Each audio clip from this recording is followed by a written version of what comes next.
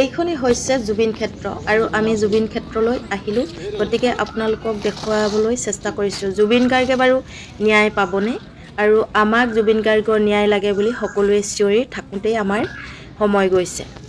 নমস্কাৰ বন্ধু বান্ধৱীসকল, এয়া আমি ফাইনেলি এতিয়া পাই গ'লোহি জুবিন ক্ষেত্ৰ। আৰু জুবিন ক্ষেত্ৰতনো কি কি আছে? বহুত দিনৰ পৰাই জুবিন যেতিয়া নাইকিয়া হৈছিলে তেতিয়াৰ পৰাই এই জেগাডোখৰক লৈ দুলি মুদলি হৈ আছিলে আৰু বৰ্তমান আহি উপস্থিত হৈছোঁ। এয়া আমাৰ লগৰখিনি এইফালে গৈ আছে আৰু এইফালে আহি আছে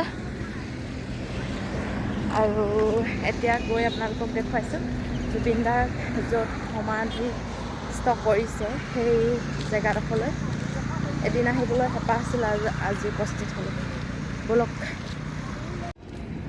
এইখনে হৈছে জুবিন ক্ষেত্ৰ আৰু এই জুবিন ক্ষেত্ৰখনক লৈ বহুতো তৰ্ক বিতৰ্ক হৈ আছে আৰু সেই তৰ্ক বিতৰ্ক মাজতে আমি আজি জুবিন ক্ষেত্ৰলৈ আহিছোঁ। আপোনালোকে নিউজত পাইছে চাগে, এই মাটিডোখৰ জুবিন ক্ষেত্ৰ নামত মুকলি কৰিছিল আৰু এতিয়া এই মাটিডোখৰ গ্ৰাহক ওলাইছে, কাৰণ এই মাটিডোখৰত এয়া দেখিছেনে ধুনীয়াকৈ চিন দি থৈছে আৰু ইয়াত এটা বিল্ডিং সৃষ্টি হ'ব। সেয়েহে এই মাটিডোখৰেদি অহা যোৱা কৰিবলৈ দিয়া নাই আৰু এইফালে ভিডিঅ' প্ৰস্তুত কৰিবলৈ দিয়া নাই বুলি আমি নিউজত পাইছিলোঁ। গতিকে সেই মাটিডোখৰ আপোনালোকক মই অলপমান দেখুৱাই দিলোঁ।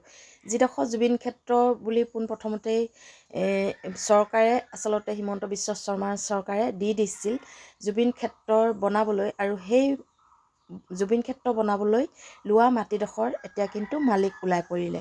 গতিকে চাওক ইয়াত কিমান কেনেকুৱা ধৰণৰ মানুহ আছে, আপোনালোকে নিজেই নিশ্চয় ইমান দিনে বুজি পাইছে চাগৈ। কোনোবা এজনক যে চৰকাৰখনে এই মাটিডোখৰ বিক্ৰী কৰিছে বুলি ওলাইছিল, সেই কথাটো এতিয়া সত্যত পৰিণত হ'বলৈ গৈ আছে।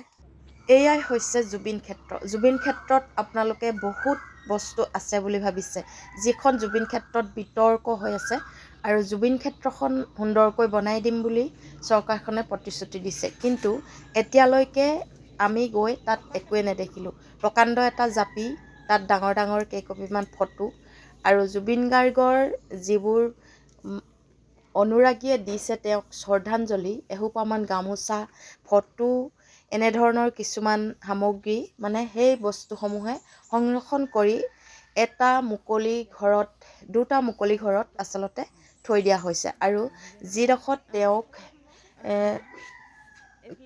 আমাৰ হেৰিত খৰি দিছে বুলি কয়, সেই খৰি দিয়া ঘৰটো আপোনালোকে ইয়াত দেখিছে। এইফালে দুই খম্বলীয়াকৈ আচলতে গ্ৰিল দি বন্ধ কৰি সেই ঘৰটোহে মাথো বনাই দিছে। তাৰ বাদে আৰু জুবিন ক্ষেত্ৰত মই দেখিবলৈ একো নাপালোঁ, কাৰণ যিখন জুবিন ক্ষেত্ৰ ইমান দিনে পৰিপূৰ্ণ হৈ উঠিব লাগিছিল, তাত এই চাং এখন দি এনেকৈ বনাই থৈ দিছে। দেখিছেনে? এইখন এখন চাং দি তাত এনেকৈ জুবিন ক্ষেত্ৰ বনাইছোঁ বুলি এনেকৈ ওলমাই থৈছে। তেখেতৰ কিছুমান স্মৃতি থকা যিসমূহ অনুৰাগীয়ে দিছিল বস্তু, সেই বস্তুসমূহ সংৰক্ষণ কৰি থোৱা হৈছে। তাৰ বাদে কিন্তু মই জুবিন ক্ষেত্ৰত আৰু হ'ব লগা বা আৰু কিবা নতুনকৈ হৈছে সেইটো একো দেখা নাই। যিটো আমি আমাৰ নিজৰ অঞ্চলতো এনেকৈ জুবিনক শ্ৰদ্ধাঞ্জলি কৰি এনেকৈ ৰাখিছোঁ। বহুত জেগাত আচলতে সেনেকৈ থৈছে এই জুবিন গাৰ্গৰ এই জুবিন ক্ষেত্ৰখন, কাৰণ ইমান দিনে এতিয়া প্ৰায় 8-9 মাহ হৈ গ'ল।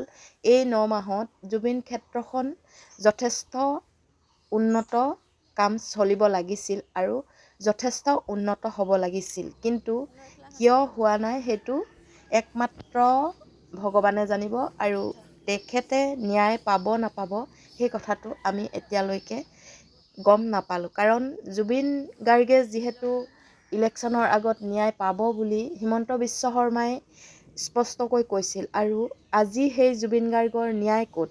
ন্যায়টো বাদেই দিয়কচোন, জুবিন গাৰ্গৰ যিখন ক্ষেত্ৰ সেই ক্ষেত্ৰখনো আধৰুৱা হৈ থাকিল, কাৰণ ইমান দিনে খৰধৰকৈ তেখেতৰ কাম হ'ব লাগিছিল। মই মোৰ মতে কৈছোঁ। আৰু তাত আপোনালোকে গ'লে শৌচ পেচাব কৰা জেগা নাপাব, তাত কোনো লেট্ৰিন বাথৰুমৰ ব্যৱস্থা নাই। যিকেইটা প্লাষ্টিকৰ বেৰ দিছিলে, সেই বেৰ দিয়াত এনেকুৱাই লেতেৰা তাত গৈ কোনেও লেট্ৰিন পেচাব কৰিবলৈ সুবিধা নাই, কাৰণ সেই লেট্ৰিন পেচাব কৰা জেগাডোখৰ এতিয়া বেলেগ মানুহৰ নামত আছে বুলি সেই মানুহজনে পুনৰ দখল কৰিছে। গম পাইছেনে? সেয়েহে মই জুবিন ক্ষেত্ৰলৈ গৈ যিকেইটা কথা বুজি পালোঁ আপোনালোকক মোৰ ভিডিঅ' যোগেদি জনাবলৈ চেষ্টা কৰিলোঁ। ভাল লাগিলে লাইক কমেণ্ট আৰু শ্বেয়াৰ কৰিবলৈ নাপাহৰিব। ধন্যবাদ।